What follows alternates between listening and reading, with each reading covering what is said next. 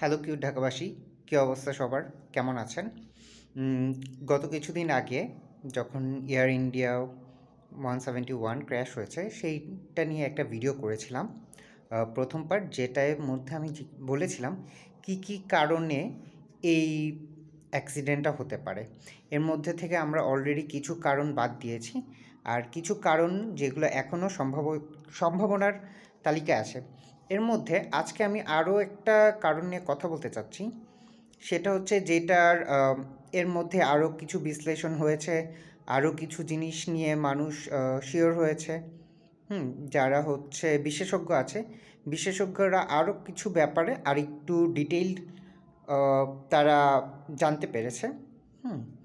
তো যখন প্লেনটা ক্র্যাশ হয় তার মধ্যে ওই সময় দেখা গিয়েছে যে প্লেনে আরেকটা অংশ থাকে যেটার নাম হচ্ছে র্যাম এয়ার টার্বুলেন্স।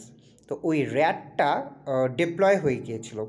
র্যাটটা ডিপ্লয় যেটা হয় যখন দেখা যায় যে কোনো প্লেনের দুইটা ইঞ্জিনই ফেল করেছে, অথবা যখন কোনো প্লেনের আপনার পাওয়ার সম্পূর্ণরূপে বিচ্ছিন্ন হয়ে যায়, তখন এই র্যাম এয়ার টার্বুলেন্সটা র্যাট যেটার নাম, র্যাটটা তখনই ডিপ্লয় হয়ে যায় এবং এটার কোনো সুইচ দিয়ে কোনো পাইলটকে করতে হয় না, এটা অটোমেটিক্যালি র্যাটটা ডিপ্লয় হয়ে যায়। সো দেখা গিয়েছে যে 171-এর ক্ষেত্রেও র্যাটটা প্লেনটা ক্র্যাশ হওয়ার কিছুক্ষণ আগেই র্যাটটা ডিপ্লয় হয়ে গিয়েছিল। তো এখন র্যাট ডিপ্লয় যেহেতু হয়েছে, তার মানে এইটুক বোঝা যাচ্ছে যে ইদার প্লেনের ক্ষেত্রে পুরোটাই পাওয়ার কাট হয়ে গিয়েছিল বা পাওয়ার অফ হয়ে গিয়েছিল প্লেনের, অথবা বোথ ইঞ্জিন ফেল করেছিল। তো ডুয়েল ইঞ্জিন ফেলিওর এই ঘটনাটা ওয়ান্স ইন এ মিলিয়ন বলে থাকে।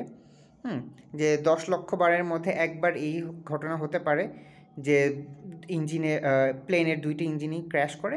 কেননা আমরা জানি বা আপনারা সবাই জানেন যে প্লেনের যদি একটা ইঞ্জিন ক্র্যাশ করে, তারপরেও একটা প্লেন যে কোনো অবস্থাতে, যে কোনো আবহাওয়াতে, যে কোনো কন্ডিশনে একটা ইঞ্জিন দ্বারা সে রান করতে পারবে। কিন্তু এখন যেহেতু দুইটা ইঞ্জিনই অচল হয়ে গিয়েছে, সেই কারণেই আপনার র্যাটটা ডিপ্লয় হয়েছে। তো র্যাটের কাজ কি? র্যাট অ্যাকচুয়ালি যেটা করে যে র্যাট আপনার তখনই ইফেক্টিভ হবে যখন আপনার প্লেনটা একটা নির্দিষ্ট অ্যালটিটিউডের পর্যন্ত থাকবে, নির্দিষ্ট উচ্চতায় থাকবে। ধরেন আপনার প্লেনটা যখন 30,000 বা 35,000 ফিট উপরে আছে, তখন আপনার যদি দুইটা ইঞ্জিনই ফেলিওর হয়ে যায় এবং তখন যদি আপনার র্যাটটা ডিপ্লয় হয়, তখন র্যাটটা যেটা করে, র্যাটটা কিছু ইলেকট্রিসিটি জেনারেট করে। র্যাটটার ক্ষেত্রে যেটা হয়, দুইটা ব্লেড থাকে। সো র্যাটের ব্লেডগুলো যখন ঘুরে, তখন হচ্ছে র্যাট ওই ব্লেডের ঘূর্ণনের ফলে কিছু শক্তি সে তৈরি করে এবং ওই শক্তিটা দিয়ে সে হচ্ছে প্লেনের ব্যাকআপ পাওয়ার সে চালু করতে পারে। সো আমরা যেটা পড়েছি ঘূর্ণন শক্তি সে পরবর্তীতে রূপান্তরিত হয়ে বিদ্যুৎ শক্তিতে রূপান্তরিত হয় এবং প্লেনকে তখন ইমার্জেন্সি কিছু পাওয়ার এই র্যাটটা প্রোভাইড করতে পারে। তো এই হচ্ছে র্যাটের কাহিনী। এখন আরেকটা যে জিনিসটা, সেটা হচ্ছে যে ডুয়েল ইঞ্জিন ফেলিওর কেন হলো। ডুয়েল ইঞ্জিন ফেলিওরের ক্ষেত্রে কয়েকটা রিজন আছে। এর মধ্যে একটা হচ্ছে আপনি যদি হচ্ছে প্লেনকে সেটাকে বলা হচ্ছে ফুয়েল কন্টামিনেশন। সেটা হচ্ছে আপনার যদি তেলের মধ্যে কন্টামিনেশন থাকে বা হচ্ছে তেলে যদি কোনো প্রবলেম থাকে, ফর এক্সাম্পল যে আপনার তেলের সাথে পানির মিশ্রণ বা তেলের সাথে অন্য যে কোনো কিছুর মিশ্রণকে আমরা কন্টামিনেশন বলে থাকি। সো দেখা যাচ্ছে যখন প্লেনে ফুয়েল দেওয়া হচ্ছে, সো কোনো কারণে এটাও 1 ইন এ বিলিয়ন একটা ইনসিডেন্ট হতে পারে, কোনো কারণে দেখা গেল যে কন্টামিনেটেড ফুয়েল সেটা হচ্ছে আপনার একদম প্লেনের ইঞ্জিন পর্যন্ত চলে গেল। যদিও এটা হয় না, কারণ হচ্ছে আপনার বোয়িং 787-এর যেই ইগুলো আছে, প্লেনগুলোতে যখন হচ্ছে ফুয়েল দেওয়া হয়, তো তখন মাল্টিপল লেয়ারে এটা চেক করা হয় যে কোনোভাবেই ফুয়েল কন্টামিনেটেড হচ্ছে কিনা বা কন্টামিনেটেড কোনো ফুয়েল যাচ্ছে কিনা। সো যদি কন্টামিনেটেড কোনো ফুয়েল যেতে থাকে তখন সিস্টেম অটোমেটিক্যালি ওইটাকে অফ করে দেয়। যে তারপরে আর ফুয়েল যাচ্ছে না। এটা একটা যে ফুয়েল কন্টামিনেট। সো কোনো কারণেও যদি ফুয়েল কন্টামিনেটেড হয়ে প্লেনে চলে যায় এবং তার পরবর্তীতে যদি ওই প্লেনই রান করা শুরু করে, তাহলে আপনার ডুয়েল ইঞ্জিন ফেলিওরের একটা চান্সেস আছে। এটা একটা। আরেকটা জিনিস হচ্ছে vapour locked. So vapour locked এইটাও হচ্ছে ওয়ান্স ইন এ বিলিয়ন একটা ইনসিডেন্ট, বাট এই ইনসিডেন্টটাকেও আমরা ইগনোর করতে পারবো না। তার কারণটা হচ্ছে যে আপনার আবহাওয়া।